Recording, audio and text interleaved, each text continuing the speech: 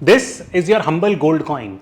Now imagine that your grandfather invested in this gold coin. What could he have purchased with it? Probably he could have purchased a cow back in the day. Now imagine it's 2023, you found out that your granddad had stored this gold coin somewhere in his locker and you found that out today. What can you purchase with this today? Again, you can probably buy a cow, you can probably buy a car with one single gold coin. The point is that the buying power of gold hasn't gone down. On the flip side, if you consider this 500 rupee note, it's 2023 today, and by 2033, I can almost assure you that this 500 rupee note is going to lose 20 to 30% of its value. So there is a reason why kingdoms, civilizations, kings, queens have all been fascinated with gold. By the way, this is not real gold. This is a gold cookie that I'm going to eat at the end of the episode. But I hope you got the perspective that the entire history of gold has fascinated humans. It has shaped up civilizations. And that is what we are going to talk about in today's episode of History of Money with Akshat and Zain. And we are going to discuss the fascinating history of gold and gold coins, how it shaped our entire civilizations and the history of money.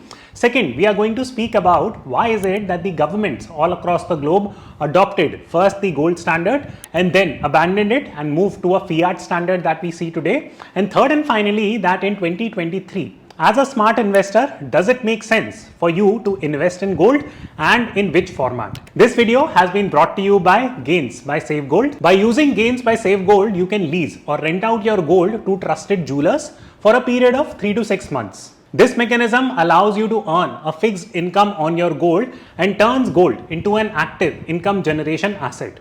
You would have figured out that when you buy gold, you store it in a vault or you go and store it in a demat account. In that way, you only make money when the gold prices go up. There is no income that you are making in the form of interest payments. So it becomes a passive income option. But with Gains by Save Gold, you can turn that gold into a fixed income asset plus benefit from the market appreciation of gold. In case you want to check more about the company, please check out the description box and the pinned comment. So let's start with understanding about the fascinating history of gold and its early usage in human civilization.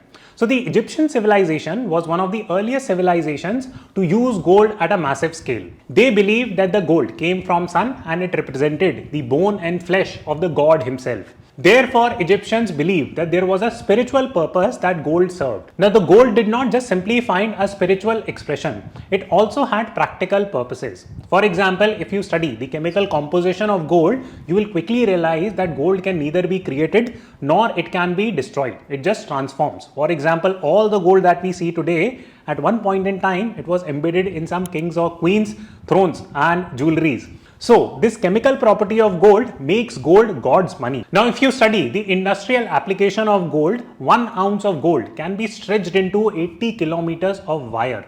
So the malleability, ductility of gold is of prime importance for several industrial usages. On top of that, the beauty, the charm of gold has fascinated the human civilization since time immemorial.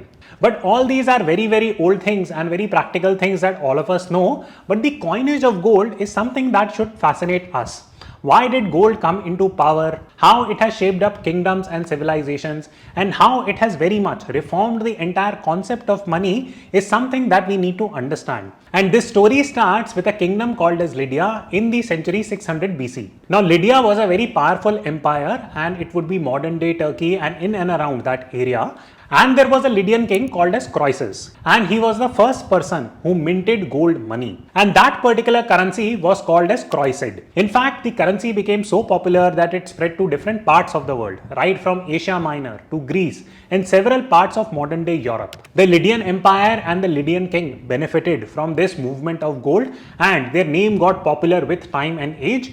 And in a way, it boosted the ego of that Lydian king. The Lydian king thought that he is very wealthy, he is powerful, and he can go and conquer the entire world. So he decided to attack a kingdom called as Persia. But unfortunately, he was defeated in a battle called as Thimbra. Now after this battle, the Persian Empire started to grow. It became fairly big. It took control of the Lydian gold refinery and took control of their mint. The Persian Empire lasted for roughly 200 years and several Persian kings minted their own gold coin. These coins spread locally, but they did not get that global flavor or global color, which they received under the Greeks' reign.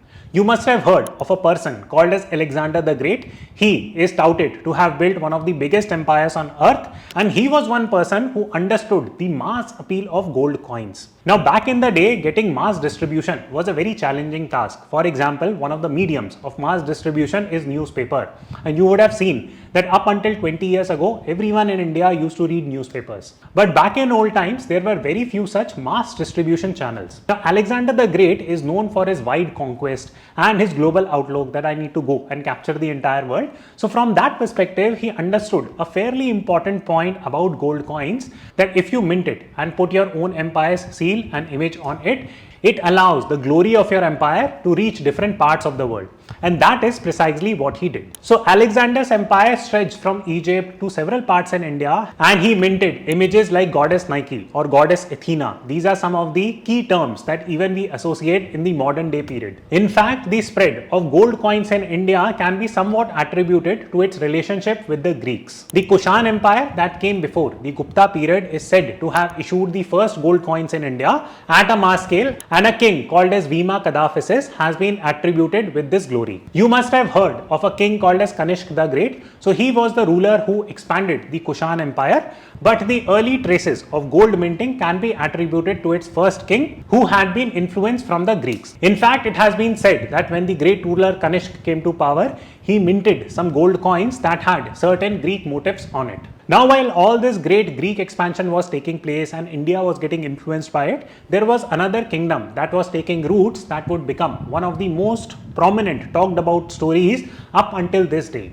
And that empire was called as the Roman Empire. And undoubtedly, it has been one of the greatest empires that have been built on earth in terms of the length of the area that they controlled, the population that they controlled, the extent of time that they ruled the earth, the scientific innovations that they brought. And their journey started by defeating the Greek Empire. Now, the Romans were credited with issuing a currency called as solidus. Now, solidus simply means it is called as solid gold, which was also called as the dollar of the Middle Ages, which interestingly does not do justice to its name. So, solidus was a solid gold currency. In fact, it was one of the purest form of gold that existed at a mass level, and it represented the glory of the Roman Empire. And several downs in the empire has been represented by debasement of its gold currency.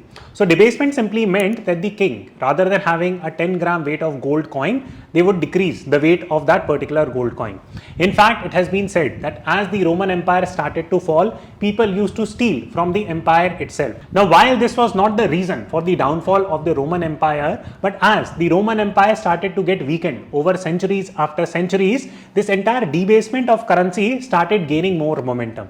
Now, eventually, with the fall of the Roman Empire came the Dark Ages. This has been transcribed as a time which lasted for somewhere 1000 years in Europe, where very little scientific progression took place. The place was ruled by fragmented tribes and barbarians, and there was no central major authority that exerted control over the earth. This was also the time of the rise of Christianity and several other religions that took place. This entire situation was leading up to the modern world as we know now. And our entire modern world and history of money as we see today starts from the period of Renaissance. Now, Renaissance was a phase of modern history when a lot of scientific evolution took place.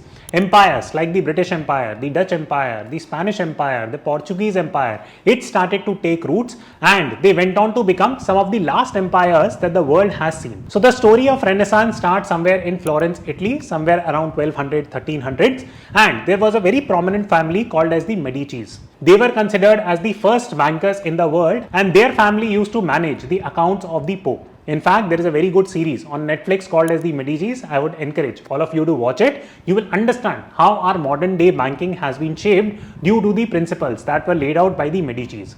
In fact, the invention of accounting, invention of bookkeeping, and several banking terms could be attributed to the Medici family or during that time in Italy. So the period of Renaissance, the peaking of Christianity, and the Medici family, they all grew together, and as a result, and several prominent economies started taking shape in what we now call as Western Europe and Southern Europe. So you had powerful nations like Italy, you had powerful nations like Germany, you had powerful nations like France, you had a powerful nation like the British Empire. All these different regions benefited quite extensively in terms of their wealth growth due to this Renaissance period. Now, interestingly, all these different regions started to become more and more prominent with the fall of the Holy Roman Empire. There is a big difference between the Roman Empire that we earlier spoke about and the Holy Roman Empire that I am talking about now. Now, the Holy Roman Empire was an alliance between the Roman king and the Christian authorities. But the Roman Empire in its early phases was driven predominantly by the king himself. Now, when the Roman Empire fell, the Holy Roman Empire fell, several prominent prosperous regions started to get cultivated. For example, France, Italy, Spain, Portugal, all these countries started to gain more prominence. The modern history of money that we see today started taking its final shape in the year 1717 in Great Britain. And it was actually a mistake.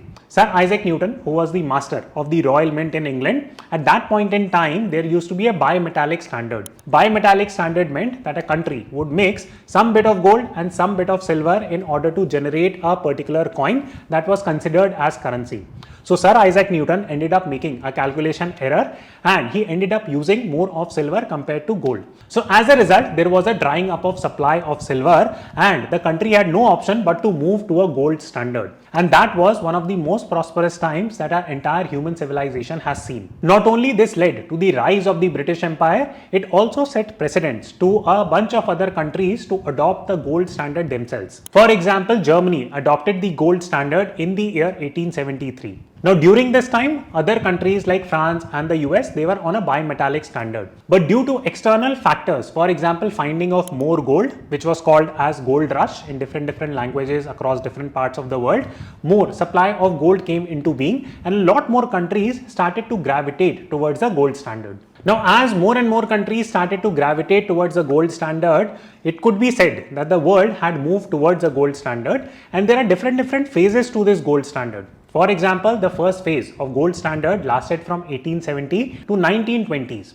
After 1920, there were problems associated with Great Depression, and as a result, the governments back in the 20th century, they had to take back a lot of control. So many of them decided to move away from the gold standard. Now again, from the year 1944 to 1971, the world again in a way moved towards gold standard where gold coins were considered to be very prominent. Now if you reflect the time period between 1920 to 1944 when the world had abandoned gold standard, you will see that the world had gone through a Great Depression, World War I, World War II. So why did we abandon the gold standard? That's a natural question and I'll explain that in a minute. Now there are different phases associated with the gold standard. For example, the world stayed on a gold standard from approximately 1870 to 1920. There was second phase of gold standard which lasted from late 1920s to 1932. And the final phase of gold standard as we saw it was between the year 1945 all the way to 1971. So these dates are fairly important. So let me set some context. And context number one has to do with the World War. The First World War broke out in the year 1914 and before that the world was on a gold standard. With limited amount of gold, only finite wars would be fought. Again, go back to the basics that gold can neither be created nor destroyed. So if a government wants to fight an infinite war and keep on fighting it for years and years and decades together, it would need crazy amount of gold to fight that war. So therefore, in order to finance the World War I, the UK government came out with something called as war bonds and it became a creative way of financing the entire war. Now, if you want, I'll make a separate episode of the history of wars and how it impacts modern day money. But for this episode, we need to understand that the First World War wreaked a lot of havoc on different economies. And it was impossible to manage the high inflation, unemployment, and a bunch of other problems that came with a high powered war. So the governments had no option but to abandon the gold standard and move to a fiat standard. Now, what is the difference between gold standard and fiat standard? It's fairly simple that in a gold standard, you have a finite amount of money that will exist in a world. Why? Because the underlying, which is the gold, has a finite quantity. But in a fiat standard, a government can print any amount of money it likes. And by printing more money, it can get itself more debt. And by using that debt, it can solve a bunch of problems. It's a separate issue altogether that when the world debt extrapolates and it becomes huge, humongous, and it goes out of control, there will be very negative repercussions. But by 1920s, the governments had no choice but to give up on the gold standard and take more control over money and figure out a way to get unlimited supply of money. And fiat standard became the normal norm. In fact, if you take a look at this particular graphic, what you will see that the world's debt to GDP or the total debt on the world actually came down when the world existed on a gold standard, and this debt to GDP ratio became totally whack after the year 1920 when the world on and off moved away from the gold standard. By 1971, with the rise of the US consumerism and US superpower, their President Nixon decided and made a unilateral move to abandon the gold standard altogether and make US dollar, their own money, the reserve currency of the world. So this brings us to the final part of the video, which is the story of 2023, and here are some salient points that you should know about gold. Number one, gold in 2023 has become a hedge against risk, and you can take a look at the rise of the gold prices across history, that gold in the recent history had made new high when the world has become more troublesome or tumultuous. So whenever there is a problem in the world, people flock towards gold. So if you figure that there is some problem that the world is going to face now, then it's probably a great time to buy gold. Point number two, the governments are making harder and harder for you to buy physical gold.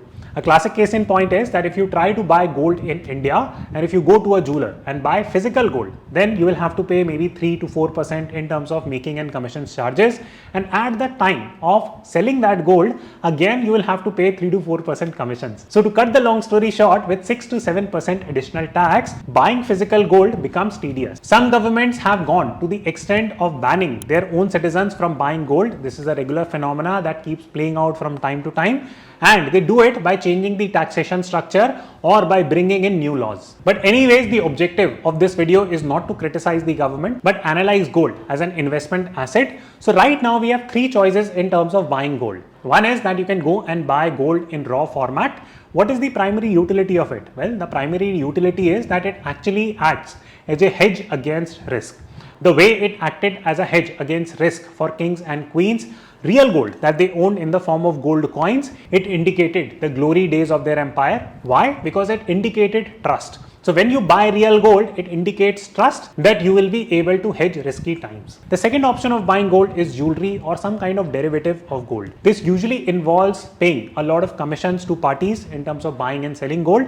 So of course, from a tax efficiency and return on investment perspective, it becomes a slightly inferior option. The third option is that you can go and buy paper gold. So paper gold simply means that you can go and buy gold bond or buy gold in a digital asset.